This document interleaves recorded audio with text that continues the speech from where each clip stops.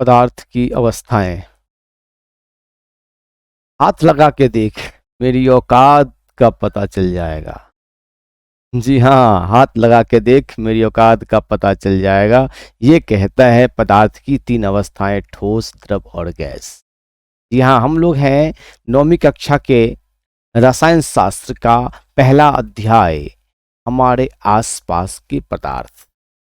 हमारे आसपास की पदार्थ का पहले इस चैप्टर में हम लोगों ने चर्चा किया था पदार्थ क्या है, पदार्थ के गुणों के बारे में, उनके अभिलक्षणिक गुणों के बारे में। आज हम लोग कदम बढ़ा रहे हैं पदार्थ की अवस्थाओं के बारे में। हम लोग करते हैं डिटेल से इसकी चर्चा। पदार्थ की तीन अवस्था होती हैं, ठोस अवस्था, द्रव अवस्था और गैस अवस्था। जी, पदार्थ की तीन अवस्थाएं, ठोस अवस्था, द्रव अवस्था और गैस की अवस्था। पदार्थ की ठोस अवस्था के बारे में अगर छोटे से शब्दों में जानो तो इनका आकार निश्चित होता है, आयतन स्थिर होता है, इनकी संपीडितता का गुण नगण्य होता है, ये आकार में दृढ़ होते हैं। और यदि इस द्रव्य की मैं चर्चा करूं तो द्रव्य की सबसे बड़ी बात है कि इनका आकार निश्चित नहीं होता है, लेकिन आयतन तो निश्चित। द्रव्य में बहाव का गुण होता है, द्रव्य में विसरण का गुण होता है। द्रव्य जो है वह ठोस की अपेक्षा अधिक विसरण करता है। और इसी कड़ी में अगर हम लोग गैस की चर्चा करते हैं तो गैस का जो आकार है वो अनिश्चित होता है। गैस में विसरण की गुण सबसे ज्यादा होती है, गैस में संपीड़ितता का गुण होता है, गैस में तरलता होती है, गैस में गतिज ऊर्जा होती है। इन सारी बातों की चर्चा हम लोग धीरे धीरे आगे करने जा रहे हैं। ओके, चलते हैं, देखते हैं कि पदार्थ की अवस्थाएं कितने हैं। तो तीन अवस्थाएं, ठोस, द्रव्य और गैस। पदार्थ की कितनी अवस्थाएं? तीन अवस्थाएं, ठोस, द्रव्य और गैस। तो ठोस, द्रव्य, गैस की में सबसे पहले हम लोग ठोस की संरचनाओं के बारे में एक अध्ययन करते हैं। आपको पिछली कक्षा में भी चर्चा की जा चुकी है, अभी भी एक ब्रीफ। ठोस, जैसे ये पेन की चर्चा मैंने किया, ये पेन है बना हुआ, किसी पदार्थ का बना हुआ, लेकिन इसमें क्या हम लोग देखते हैं, इस पेन को अगर उंगली से दबाएं तो यह दबता है क्या? नहीं, क्यों नहीं दबता? क्योंकि इस पेन की जो बनावट हुई, यह जिस पदार्थ से बना हुआ है, मान लीजिए प्लास्टिक से बना हुआ है ये, तो प्लास्टिक के इस पेन का जो निर्माण हुआ है वह उस प्लास्टिक के जो पदार्थ अगर हैं, तो मान लीजिए एक पदार्थ का, इसका नाम अगर एक्रिलिक है, एक्रिलिक पदार्थ है, तो इनके छोटे छोटे अत्यंत सूक्ष्म कणों से इसकी रचना है ना। जैसे कि यहाँ हम देखते हैं, यहाँ स्लाइड पे हम देखते हैं कि यह ठोस है और ठोस का जो निर्माण होता है यह छोटे छोटे से मिलकर के बना हो। क्लियर? अब इन कणों के बीच में जो है वह जगह नहीं के बराबर, देखिए ना, खाली स्थान नहीं के बराबर हो। तो भैया जब ये पेन है, इसके बीच ये मॉलिक्यूल से बना हुआ है, ये कणों से मिलकर बना हुआ है और इसके बीच में जगह ही नहीं है, तो इसमें मैं चाहूँ उंगली घुसाना, घुसेगा क्या? हम्म, ये नहीं संभव है ना। क्यों? तो ठोस की जो बनावट होती है, यह क्या होता है, तो इनके जो कण हैं वो आपस में सटे हुए हो, क्लियर है। और इनके बीच में पिछले भी चर्चा कर चुके हैं हम लोग, इसके बीच में ठोस और के जो दो कण हैं, ये जो दो कण हैं, इन दो कणों के बीच में एक बल है।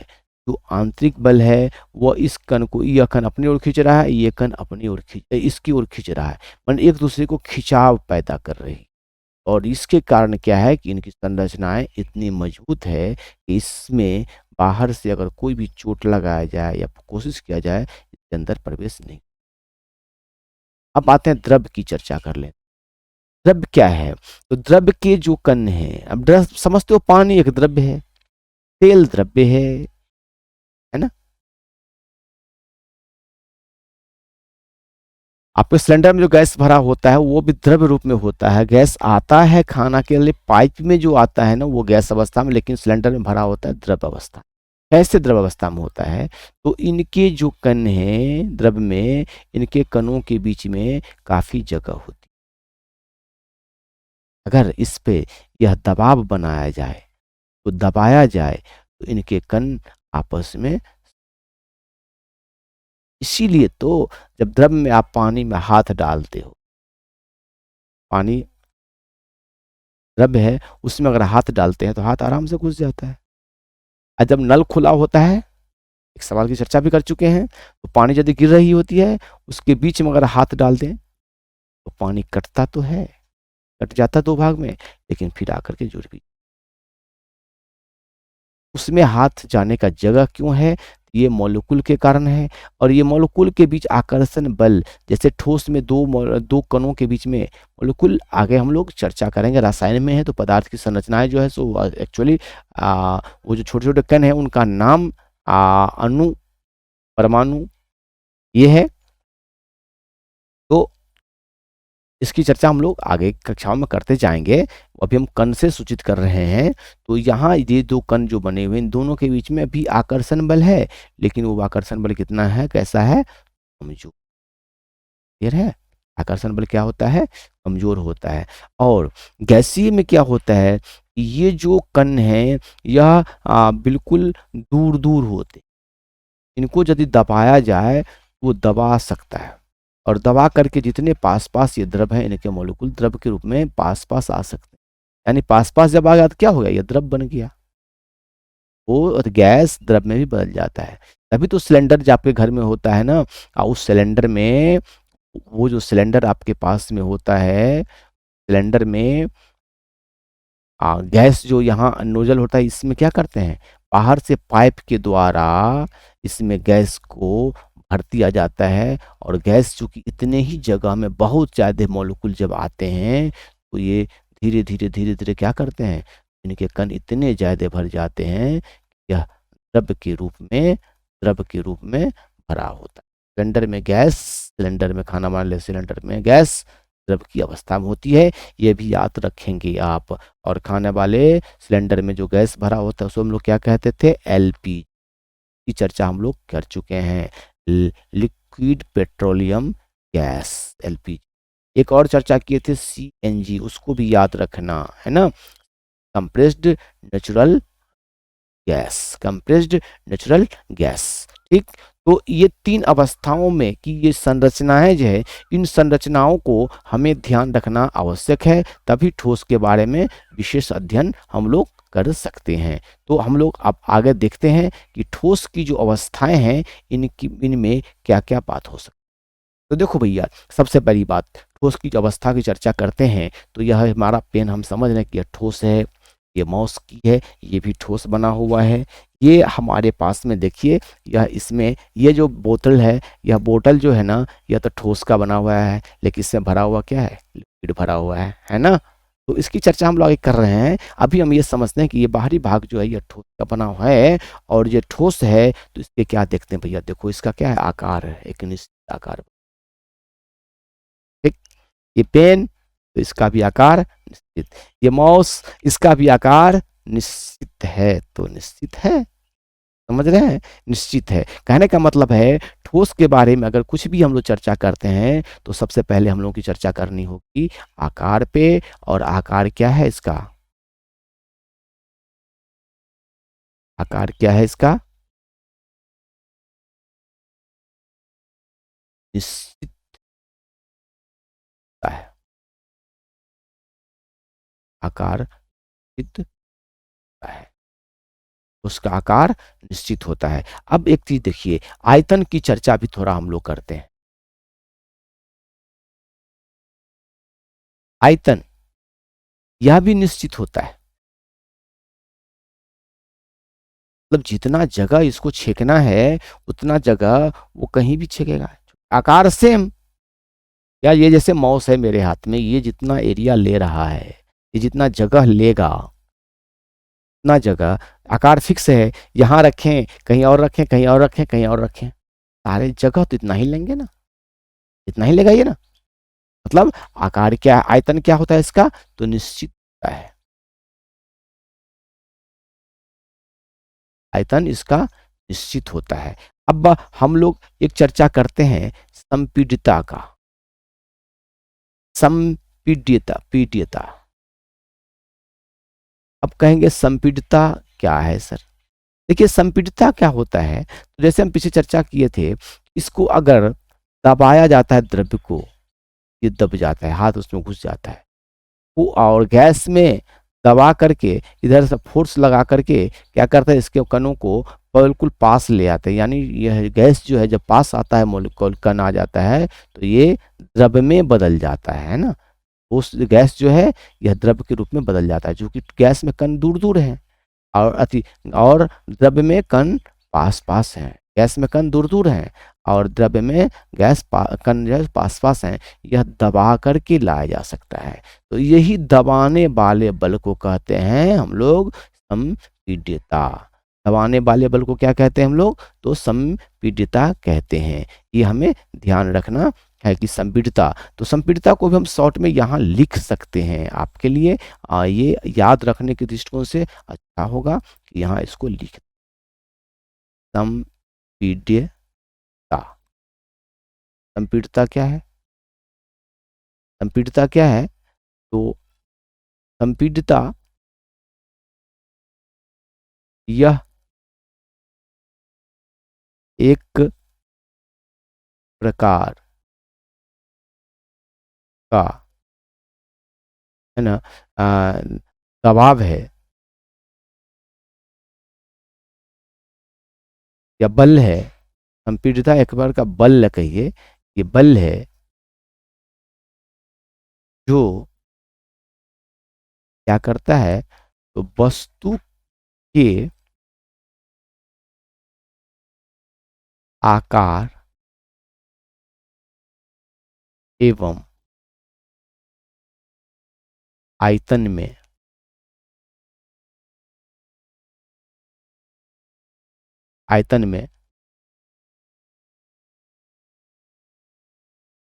परिवर्तन, है ना। आयतन में परिवर्तन लाने का मतलब हुआ कम कर देना, है ना। तो परिवर्तन से अच्छा रहेगा कि हम लोग इसको करते हैं कि यह आयतन में कमी ला देता है। आयतन में कमी ला, देखिए भारी नहीं है संपीड्यता, याद करना ये भारी नहीं है। आप इसको समझने का कोशिश करेंगे तो यह बिल्कुल आसान है भाई। संपीड्यता एक प्रकार का बल है जो वस्तु के आकार एवं आयतन में कमी ला देता है। अब ये समझो ना भाई। अच्छा, यह जो इसमें जो लिक्विड भरा हुआ है, यह लिक्विड को अगर हम ऐसे दबाएं तो ये क्या करेगा, इसकी आकृति को देखिए। यहाँ देखिए इस आकृति को क्या बदल दिया। आकृति जिसका गोल था वो क्या किया, एक दबाव लगाया बाहर से, ये चपटा हो गया। देख रहे हैं ये चपटा हो रहा है ना, चपटा हो रहा है ना, चपटा हो रहा है जी। तो ये आकार ही बदल दिया। अच्छा, इसमें जो लिक्विड भरा हुआ है वो इतना था, अब देखिए दबाने पे क्या होता है, ये अदल बगल बदल गया, है ना। तो संपीड्यता क्या करता है, तो आकार एवं आयतन में परिवर्तन ला सकता है। लेकिन यहाँ जनरली हम लोग ये समझते हैं कि कमी ला देता है, कम कर देता है। कम करने का सेंस ये होता है, देखो इसमें हमने दिखाया, तो यहाँ दिखाया तो क्या होगा, आयतन बढ़ गया। इसका आयतन बढ़ गया, बढ़ने का कारण ये हुआ, आयतन बढ़ा एक्चुअली नहीं है, यहाँ हमने कुछ जगह को कमी कर दिया इसलिए उधर ऊपर चला गया। यहाँ जगह कम कर दिया तो एक्स्ट्रा जगह वो उसके पास में था इसलिए चला गया। लेकिन यदि ये हार्ड बना होता और एक पंप के द्वारा इसको अगर हम प्रेशर डालते, इसमें दबाने का दब जाता। क्यों, तो अगर हाथ में भी पानी हो उसमें हाथ डालते हैं तो वो हाथ चला जाता उसमें। क्यों, जगह है वहाँ, तो ये केस है कि वो पानी के बीच अणुओं के बीच में जगह है, वहाँ हमारा हाथ चल जाता है। लेकिन अगर कैविटी बंद है तो उसमें दबाने पर अगर वो दब जाता है, अगर वो आकृति उसकी छोटी हो जाती है तो कहते हैं ये संपीड़ितता का गुण है। आप इसको बिल्कुल अच्छा ये समझते हैं, जैसे मान लीजिए एक रबर का गेंद है, साइज ये है, स्पंज है, और उसको अगर ऐसे क्रश करें, ऐसे दबाते हैं तो क्या होता है, आकृति में कमी आती है। ये समझिए संपीड़ितता है। समझ में, संपीड़ितता क्या है, एक प्रकार का बल है जो वस्तु के आकार एवं आयतन में कमी लाता है। ओके, संपीड़ितता क्या है, एक प्रकार का बल है जो वस्तु के आकार एवं आयतन में कमी ला देता है। वस्तु पर लगता है वो बल, तब वस्तु के आकार और आयतन में कमी लाता है। तो उसमें जनरली जब ये हमारा ये माउस है, इसमें अगर हम ये दबाव लगाते हैं तो क्या ये आकार अपना बदल देगा क्या, ये आयतन छोड़ कर देगा क्या, नहीं करेगा। जी हाँ, ये नहीं करने वाला है। तो इसमें संपीड़ितता का गुण क्या होता है, संपीड़ितता का गुण जो है, संपीड़ितता नगण्य यानी नहीं के बराबर होता है। तो इसके लिए हम लोग कह सकते हैं कि किसी भी ठोस में संपीड़ितता का गुण क्या होता है, संपीड़ितता नगण्य होता है, नगण्य।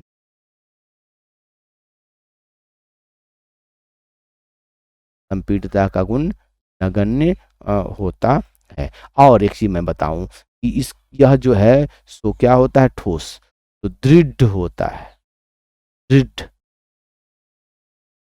ये सारे गुण किसके हैं, तो ठोस के, है ना, ये ध्यान रखना है, सारे गुण किसके हैं, ठोस के, ये दृढ़ होते हैं।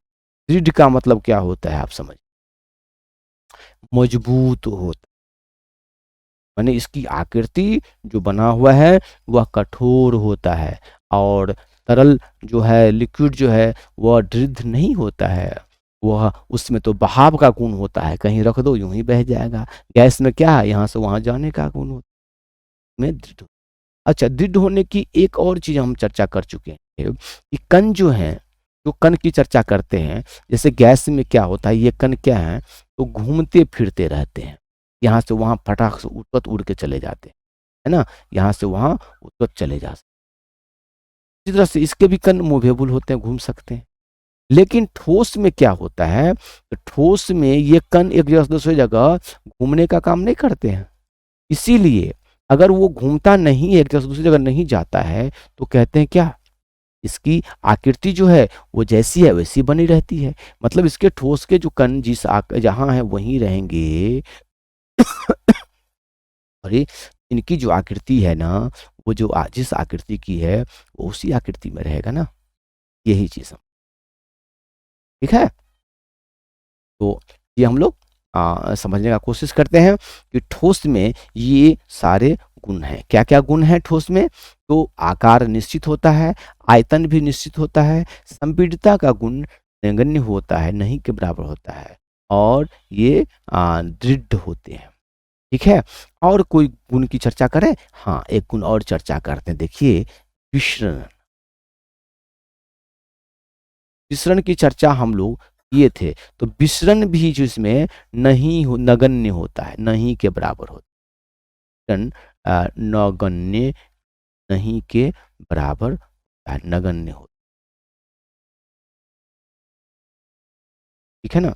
विसरण का गुण, देखिए विसरण की गुण को एक और हम लोग रिमाइंड करते हैं कि विसरण का गुण क्या होता है। विसरण का गुण कहने का मतलब ये होता है कि ये जो कण है, ये कण यहाँ से, ये कण यहाँ, और ये कण घूमते हैं।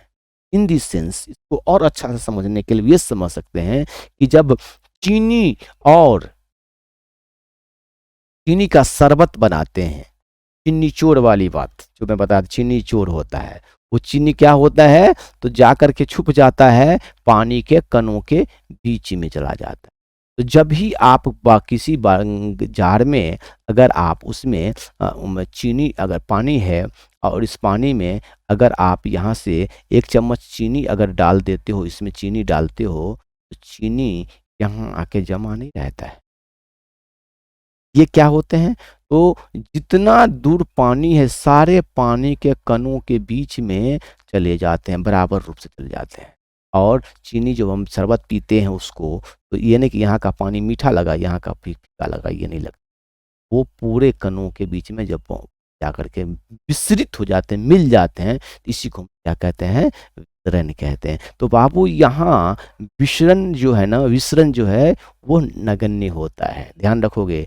भारी नहीं बनाना है, आकार निश्चित होता है, यो आप जानते हो भैया, ठोस का आकार जैसा है वैसा ही रहता है, आयतन भी उसका निश्चित होता है, संपीड़ितता दबाने वाला जो बल है ना वो नहीं के बराबर होता है, और वो ठोस, ठोस का मतलब वह दृढ़ है ना। इसको और हम लोग आगे विस्तार करने वाले हैं, तो यहाँ अभी हम समझते जा रहे हैं आगे। विसरण, विसरण क्या होता है, तो नगण्य होता है। ये ठोस के, ये जो है ठोस के मूलभूत जो गुण हैं, ये उनकी जो गुण है उसके बारे में अगर जानकारी साबित करनी है, ठीक है। लेकिन अब एक चीज समझिए, हमने अभी चर्चा किया था एक रबर के बॉल का, कि एक रबर का गेंद जो है ना वो रबर का जो गेंद है वह वह अपनी आकृति हो जाता है, दबाओ तो दब जाता है। अब इसका मतलब क्या है, तो अगर एक प्रश्न यहां पर हम डाल दें आपके लिए, तो आप क्या करेंगे, कहेंगे, प्रश्न है,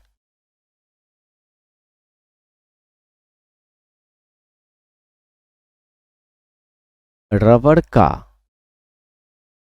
गेंद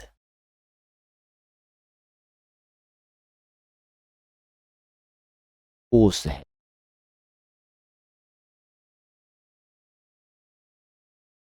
फिर भी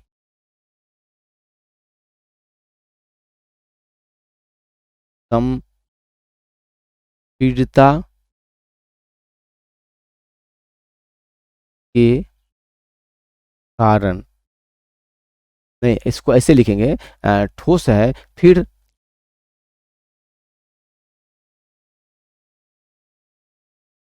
भी अपनी आकृति क्यों बदल देता है, आकृति एवं आयतन में कमी, फिर भी इसके आकृति एवं आकार में बदलाव क्यों हो जाता है।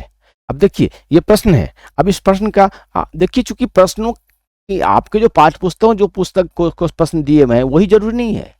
अब तो सिलेबस नई शिक्षा नीति 2020 के तहत और भी इस तरह से कर दिया गया है कि आपकी समझ की जांच होगी, आपके पाठ्य पुस्तक से प्रश्न लेके जो पूछ दिया गया है अध्याय में वही बना दे वो जरूरी नहीं है, समझ बनाना है। तो ये समझ बनाने के लिए टाइम देना होगा, समझ को विकसित करने के लिए विभिन्न एग्जाम्पल्स के अनुकूल हमें वो काम करना होगा, समझ रहे बात को।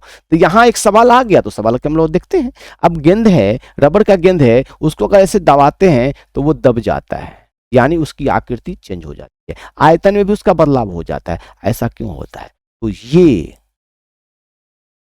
ऐसा क्यों होता है, तो ये संपीड्यता है, संपीड्य गुण है, यानी दबाने पर ये दब जाता है। जबकि ठोस का नियम कहता है कि आकार भी निश्चित होगा, आयतन भी निश्चित होगा, और संपीड्यता भी नगण्य।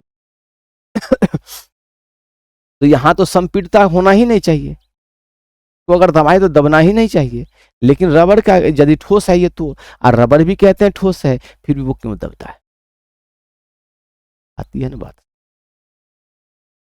तो यह जो है एक, यह जो है ऐसे लिख इसको कह सकते हैं कि ठोस का अपवाद रूप में इसको कह सकते हैं, यह ठोस के अपवाद रूप है। ऐसा क्यों है, ऐसा इसलिए संभव होता है कि, क्यों होता है, तो रबर के जो संरचना हुआ है कणों में, उन कणों में, उन कणों पर कण का जो निर्माण है उस पे बल लगाने पर उनकी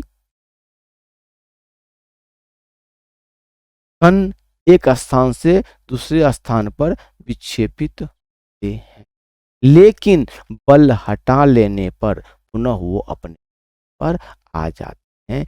यह गुण है रबर के बल। उनके जो कण है, वह जो रबर का गेंद जो निर्माण हुआ है, इनके कणों को अगर आप खींच दबा करके अगर ऐसा बना देते तो ये कण यहाँ तो आ जाते हैं, लेकिन छोड़ दोगे जब यहाँ पर इस पर दबाव लगाया, दबाव के कारण ये इस आकृति में बदल गया। लेकिन जब दबाव आप यहाँ पर से हटा लोगे ना, ये दबाव जब हट जाएगा, हट जाता है, तो फिर यह पुरानी अवस्था में यह वापस, ये कहने का मतलब है। इसी कारण से ठोस जो है वह माने अपवाद रूप में होता है। रबर अपवाद का ठोस रूप के कारण होता है। ऐसा इसलिए संभव है कि पहला पॉइंट,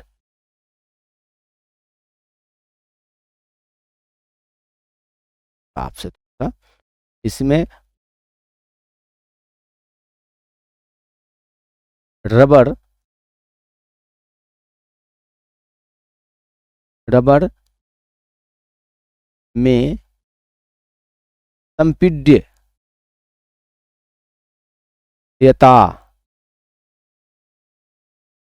के गुण हैं, लेकिन संपीड्य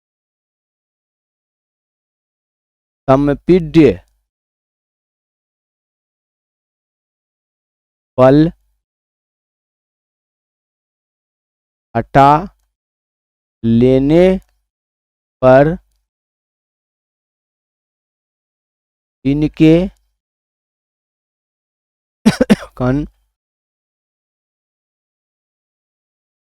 मूल स्थान पर आ जाते हैं। इसको आप लोग नहीं भी दिखता है, इसको लिख लेंगे। यह ठोस के अपवाद रूप है। ऐसा इसलिए संभव होता है कि रबर में संपीड़ितता के गुण हैं, लेकिन संपीड़ितता गुण हैं, लेकिन संपीड़ित बल को हटा लेने पर इनके कण मूल स्थान पर वापस आ जाते हैं। क्या लिखेंगे इसको? वापस आ जाते हैं। इस तरह से हमें लिखना चाहिए, वापस मूल स्थान पर वापस आ जाते हैं, वापस आ जाते हैं। इसको आप नोट कर लेंगे, है ना। ठोस वस्तु के अपवाद रूप है यह। ठोस जो है, यह मतलब क्या, रबर रबर क्या है, तो ठोस का अपवाद रूप है। ऐसा इसलिए संभव होता है, इसमें आकृति और आकार जो बदलाव होता है कि रबर के संपीड़ितता गुण होता है, लेकिन ये संपीड़ितता गुण को बल को हटा लेने के बाद मूल स्थान पर उसके कण जो है, मूल स्थान पर वापस आ जाते हैं, है ना। तो ये चीज आप उसको दर्शाएंगे। कारण क्या है? संपीड़ितता का गुण हो। अच्छा, संपीड़ितता का गुण तो है, और इस गुण के कारण क्या होता है उसमें, जनरली ये अपवाद रूप में बता रहा हूं, मैं बार बार अपवाद रूप लिख दिया इसलिए मैंने। जनरली तो नगण्य होता है संपीड़ितता को, लेकिन यहाँ पाया जाता है, इसलिए इनके आकार और आकृति बदल जाती है। फिर एक बार रिपीट करें, रबर का ठोस गेंद ठोस है, फिर भी इनकी आकृति एवं आकार में आकृति, ठीक है, आकार में बदलाव ठीक है, चलिए ना। बदलाव क्यों हो जाता है? यह ठोस का अपवाद रूप है। ऐसा इसलिए संभव होता है कि रबर में के संपीड़ितता के गुण होते हैं, लेकिन संपीड़ितता बल हटा लेने पर इनके कण मूल स्थान पर वापस आ जाते हैं ना। चलिए, अब इसमें अगर और प्रश्नों को देखना अगर हो तो हम देख सकते हैं कि अगर चीनी की चर्चा करते हैं, है ना। देखिए, अगर चीनी की चर्चा करें तो चीनी की आकार क्या होता है? ठोस। चीनी क्या है? ठोस है। लेकिन जब हमने कहा कि आकार क्या होता है? निश्चित होता है। लेकिन चीनी को जब एक कटोरा में डाल देते हैं तो कटोरे का रूप हो जाता है, और जब उसको एक गिलास में अगर चीनी को लेके अगर हम डाल देते हैं, चीनी गिलास के आकृति का बन जाता। तो फिर चीनी ठोस कैसे हुआ भाई? ये गुण तो द्रव्य का गुण है ना। आयतन, ये आगे हम लोग फिर चर्चा करेंगे। आकृति तो निश्चित, यहां हम तो बताएं कि आकार निश्चित होगा, आयतन निश्चित होगा।